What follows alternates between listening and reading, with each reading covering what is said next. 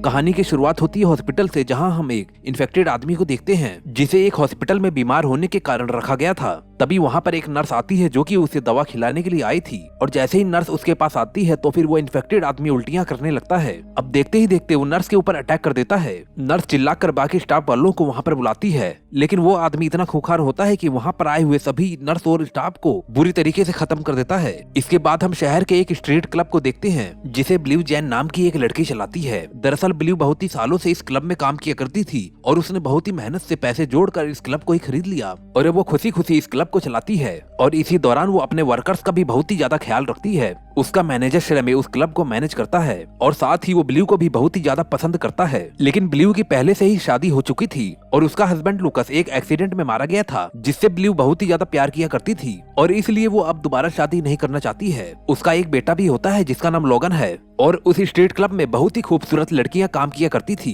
और तभी हम बारटेंडर टोनी को देखते हैं जो कि क्लब में आई हुई एक नई स्ट्रीट डांसर के साथ फ्लर्टिंग करने की कोशिश करता है, लेकिन रेमी उसे ऐसी हरकत करने से मना करता है। अब हम उसी क्लब में एक स्ट्रीप डांसर को देखते हैं जो कि प्रेग्नेंट है, जिसका ख्याल भी ब्लू ही रखती है। तभी ब्लू नई स्ट्रीप डांसर को वहाँ के रूल बताने लगती है और उससे कहती है कि अगर उसे कोई क्लब में परेशान करे वो उसे जरूर बताए। उसके बाद ब्लू अपने ऑफिस में जाती है जहाँ पर डगलर्स नाम का एक व्यक्ति उसे मिलता है। दरअसल वो एक बहुत ही बड़ा बिजनेसमैन होता है। यहाँ पर हमें पता चलता है कि ब्लू ने अपने हस्बैंड के मरने के बाद उस क्लब को बेचने का फैसला कर लिया है और आज की रात उसकी फेयरवेल नाइट है और वो आज अपने सारे क्लाइंट को इसी कारण पार्टी देना चाहती है और आज के बाद ये क्लब डगलस का हो जाएगा। डगलस उससे एक पेपर पे साइन करवाता है और वहाँ से चला जाता है और वो जाने से पहले ब्लू को बताता है कि वो रात को 12 बजे के बाद आएगा जब ये क्लब उसका हो जाएगा। तभी हम कुछ लोगों को देखते हैं जो कि पासी के माइन में काम किया करते हैं और वो भी उसी क्लब में आए होते हैं और वो लोग बहुत ही ज्यादा खुश नजर आ रहे थे। अब इसके बाद हम ब्लू को देखते हैं जो कि अपने ऑफिस में बैठकर अपने पति लुकस को याद कर रही थी और तभी वहाँ पर रेमी आता है और वो उसे बताता है कि वो उसके साथ पूरी जिंदगी बिताना चाहता है और उसे बहुत ही ज्यादा प्यार भी करता है। लेकिन ब्लू उसे कहती है कि ये सब गलत होगा।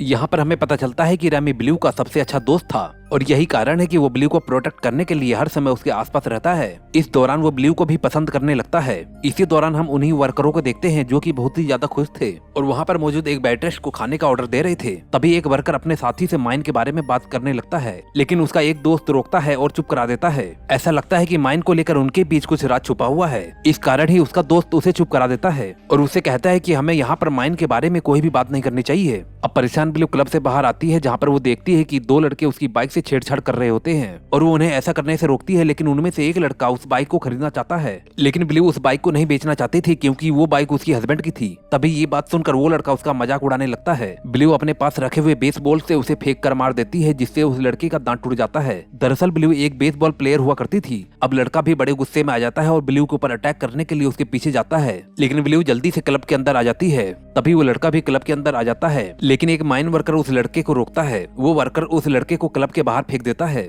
इसके बाद ब्लू उस वर्कर को थैंक यू बोलती है। तभी ब्लू उनसे पूछती है कि वो लोग कहाँ से आए हैं। तभी एक वर्कर बताता है कि वो लोग पास के माइन में ही काम करते हैं। तभी उन वर्कर्स में से एक वर्कर को देखते हैं जिसके नाक में से उसी तरह का काला लिक्विड निकल रहा था जैसा कि उस हॉस्पिटल वाले पेशेंट को निकल रहा था। इसके बाद उसकी हालत खराब होने लगती है। वो बिना किसी को बताए वहाँ से उठकर वॉशरूम की तरफ निकल जाता है और ब्लू सभी वर्कर्स को एंजॉय करने के लिए कहकर वहाँ से चली जाती है। तभी हम उसी वर्कर को देखते हैं जो कि बाथरूम में था। अब उसके मुंह से, नाक से, कान से बहुत ही सारा काला लिक्विड निकल रहा होता है और वो खून की उल्टियां भी कर देता है। ऐसा लग रहा था कि उसके ऊपर भी इन्फेक्शन हो चुका है। अब हम उन्हीं वर्करों में देखते हैं कि जिनमें से एक वर्कर की तबीयत खराब होने लगती है। अब वो भी वॉशरूम की तरफ आगे बढ़ता है। यहाँ पर उसे उसका दोस्त कहीं पर भी नजर नहीं आता है। तभी हम देखते हैं कि वो इन्फेक्टेड हुआ वर्कर पीछे से अपने दोस्त के ऊपर अटैक कर देता है और उसे भी इन्फेक्टेड कर देता है। दूसरी तरफ लोग इन सब बातों से अनजान क्लब में एंजॉय कर रहे होते हैं और नई स्ट्रिप डांसर अपना डांस परफॉर्म कर रही थी, जिससे ब्लू बहुत खुश होती है। अब हम दूसरी तरफ एक वेट्रेस को देखते हैं जो कि 2 लोगों के साथ कुछ कर रही होती है और तभी इन्फेक्टेड आदमी आता है और इन तीनों को बहुत ही बेरहमी से खत्म कर देता है। इसके बाद हम ब्लू के बेटे लोगन को देखते हैं जो कि पुलिस से भागता हुआ ब्लू के पास आता है और वो उससे कहता है कि वो उसे पुलिस से बचा ले। दरअसल लोगन एक बदमाश होता है जो कि चोरियां किया करता है। ब्लू भी उससे बहुत ही ज्यादा परेशान होती है और उसे कहती है कि ऑफिस में जाकर छिप जाए, वो पुलिस वालों को संभाल लेगी। और तभी वहाँ पर 2 पुलिस वाले भी आ जाते हैं जो कि ब्लू से लोगन के बारे में पूछते हैं। अब ब्लू पुलिस वालों से कहती है कि लोगन आगे से ऐसी हरकत नहीं करेगा जिससे कि उन्हें उसे ढूंढना पड़े। अब पुलिस वाले भी उसकी बात को मान लेते हैं। तभी वहाँ पर एक स्ट्रीप डांसर जो कि आज ही ज्वाइन हुई थी, उसका बॉयफ्रेंड वहाँ पर आ जाता है, जो कि उसे इस हालत में बार में नाचते हुए देखकर बहुत ही दुखी होता है और वो उससे कहता है कि वो ऐसा नहीं कर सकती क्योंकि वो उससे बहुत ही ज्यादा प्यार करता है और उसे उसकी इज्जत का बिल्कुल भी ख्याल नहीं है। लेकिन टोनी उस स्ट्रीप डांसर और उसके बॉयफ्रेंड को बाहर लेकर आ जाता है। तभी उन लोगों के ऊपर एक इन्फेक्टेड आदमी अटैक कर देता है। इस बीच इन्फेक्टेड आदमी उस लड़की को उसी के बॉयफ्रेंड के सामने बहुत ही बुरी तरीके से मार देता है और थोड़ी देर बाद वो इन्फेक्टेड आदमी उसके बॉयफ्रेंड को भी खत्म कर देता है। टोनी ये सब कुछ देखकर बहुत ही ज्यादा डर जाता है। हालांकि वो उस इन्फेक्टेड आदमी को पकड़ने की कोशिश करता है, लेकिन किसी तरीके से वो इन्फेक्टेड आदमी उससे अपने आप को छुड़ाकर भाग जाता है। और तभी वहाँ पर टोनी की आवाज को सुनकर रेमी और ब्लू भी आ जाती हैं, जिन्हें टोनी बताता है कि एक इन्फेक्टेड आदमी यहाँ पर आया था। उसने उस स्ट्रिप डांसर को और उसके बॉयफ्रेंड को बहुत ही बुरी तरीके से खत्म कर दिया। ऐसा लग रहा था कि वो किसी ऑयल्स का शिकार हो गया है और उसकी हरकतें किसी ज़ॉम्बी की तरह थी। इसके बाद ब्लू और रेमी उसकी लाशों को ले जाकर किचन में छिपा देती हैं। अब ब्लू को उन्हीं वर्करों पर शक होता है क्योंकि वो लोग अजीब तरीके की हरकतें कर रहे थे और ब्लू को लग रहा था कि वो लोग उससे कुछ जरूर छिपा रहे हैं। और तभी ब्लू उनके लीडर से बात करती है कि आखिर वो लोग कौन हैं, वो इस क्लब में क्यों आए हैं। दरअसल वो वर्कर उन्हें बताता है कि आज उनको खुदाई करते हुए माइन में बहुत ही सारा तेल मिला। इसके बाद उन्होंने सोचा कि वो लोग इस तेल को बेचकर बहुत ही सारे पैसे कमा लेंगे। इस बात को वो सभी लोगों से छिपाना चाहते थे और वो यहाँ पर एंजॉय और सेलिब्रेट करने आए हैं क्योंकि वो कुछ ही दिनों में अमीर बनने वाले हैं और उन लोगों को लगता है कि वो लोग अगले दिन जाकर वहाँ से बहुत ही सारा ऑयल निकाल लेंगे और उन्हें मार्केट में बेच देंगे। लेकिन अब उन लोगों को पता चल गया है कि माइन में मिला हुआ काला पदार्थ ऑयल नहीं बल्कि कुछ और है। अब इस बात से हमें पता चलता है कि उस ब्लैक लिक्विड से ही सभी लोग इन्फेक्टेड हुए हैं और इसी बीच वो वर्कर भी खून की उल्टियां करने लगता है और थोड़ी देर बाद वो भी इन्फेक्टेड हो जाता है। देखते ही देखते वो वहाँ पर मौजूद लोगों पर अटैक कर देता है, लेकिन पुलिस वाला उसे रोकता है और उसके ऊपर गन पॉइंट कर देता है। उसका साथी भी इन्फेक्टेड हो गया था और वो पुलिस वाले को एक चाकू से खत्म कर देता है।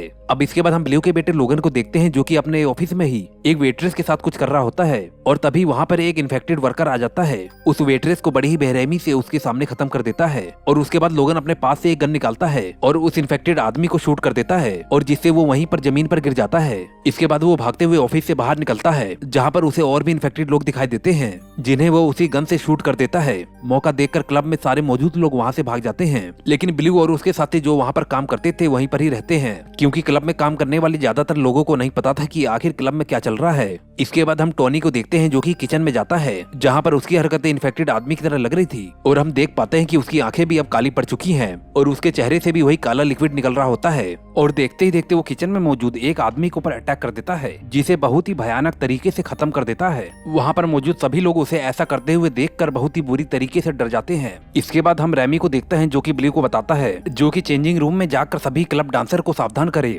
और यहाँ से निकलने में उनकी मदद करे। अब वहीं लोगन वहाँ पर पड़ी लाशों को ठिकाने लगाता है। इसके बाद हम ब्लू को देखते हैं जो कि स्ट्रिप डांसर को बताती है कुछ इन्फेक्टेड लोग क्लब में घुस आए हैं और लोगों को बहुत ही भयानक तरीके से मार रहे हैं और तभी वहाँ पर एक इन्फेक्टेड लड़का आ जाता है और वहीं पर मौजूद एक लड़की को बड़े ही खतरनाक तरीके से मार देता है। ब्लू को उस इन्फेक्टेड लड़के पर बहुत ही ज्यादा गुस्सा आता है क्योंकि वो अपने क्लब में काम करने वाले हर व्यक्ति को अपनी फैमिली समझती है। वो उसके ऊपर बॉल से अटैक करती है और वो उस प्रेग्नेंट और बाकी की लड़कियों को वहाँ से लेकर भाग जाती है। इसके बाद हम लोगन को देखते हैं जो कि लाशों को ठिकाने लगा रहा था, लेकिन तभी एक वर्कर एक बार फिर से खड़ा हो जाता है और रेमी के ऊपर अटैक करने लगता है। लेकिन तभी वहाँ पर एक स्ट्रिपर लड़की आती है जो कि अपनी गन से उस आदमी को मार गिराती है। इसके बाद वहाँ पर मौजूद सभी लोग देखते हैं एक एक करके मारे जा चुके इन्फेक्टेड लोग फिर से खड़े हो रहे हैं। इस बात से इन लोगों को अंदाजा हो जाता है कि इन्हें खत्म नहीं किया जा सकता, जिससे वो सभी लोग बहुत ही ज्यादा डर जाते हैं। इसके बाद ब्लू अपने साथ एक स्ट्रिपर और उस प्रेग्नेंट लड़की को लेकर किचन में जाती है जहाँ पर उन्हें लगता है कि वो लोग वहीं पर ही सेफ रहेंगे और तभी वहाँ पर उन्हें टॉनी नजर आता है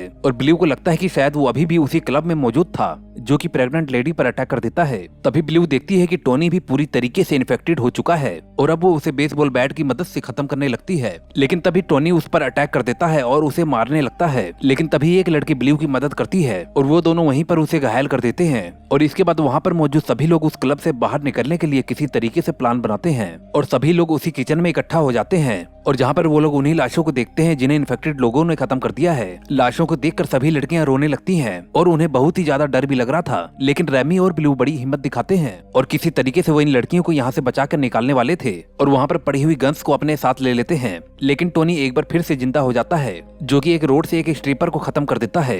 ऐसा देखकर वहाँ पर सभी लोग उसके ऊपर गन से फायर कर देते हैं, लेकिन वो अभी भी श्योर नहीं थे कि टोनी खत्म हुआ है या नहीं, क्योंकि वो नहीं जानते थे कि इन्फेक्टेड लोगों को किस तरीके से खत्म किया जाता है। इसके बाद ब्लू सोचने लगती है कि आखिर इन्फेक्टेड लोगों को कैसे खत्म किया जा सकता है। वो उन्हीं माइन वर्करों के बारे में सोचती है जिनकी बॉडी पर एक तरीके का लिक्विड लगा हुआ था और वो वर्कर उन्हीं ऑयल्स की वजह से इन्फेक्टेड हुए थे। वो किसी तरीके से अपना दिमाग लगाती है और सभी लोगों को बताती है कि शायद हम उन इन्फेक्टेड लोगों को पानी की मदद से खत्म कर सकते हैं, क्योंकि पानी और ऑयल कभी भी एक साथ नहीं रह सकते। इसलिए वो दौड़कर बेसिन के पास से एक नल से पानी निकालने लगती है, लेकिन उस नल से पानी नहीं निकलता, क्योंकि अब उस होटल का नया मालिक डगलर्स पानी की सप्लाई को बंद कर देता है, क्योंकि अब रात के 12 बज चुके थे और अब ये होटल डगलर्स का हो चुका था। इसलिए रेमी उन्हें बताता है कि यहाँ पर उन्हें बियर्स की बहुत ही सारी बोतल मिल सकती है, जिसकी मदद से वो इन्फेक्टेड लोगों को खत्म कर सकते हैं। रेमी और ब्लू बाहर जाकर बियर लाने के लिए आगे बढ़ते हैं और तभी रास्ते में उनके ऊपर एक इन्फेक्टेड आदमी अटैक कर देता है और वो रेमी को मारने ही वाला होता है, लेकिन तभी ब्लू एक बियर के बोतल को खोल देती है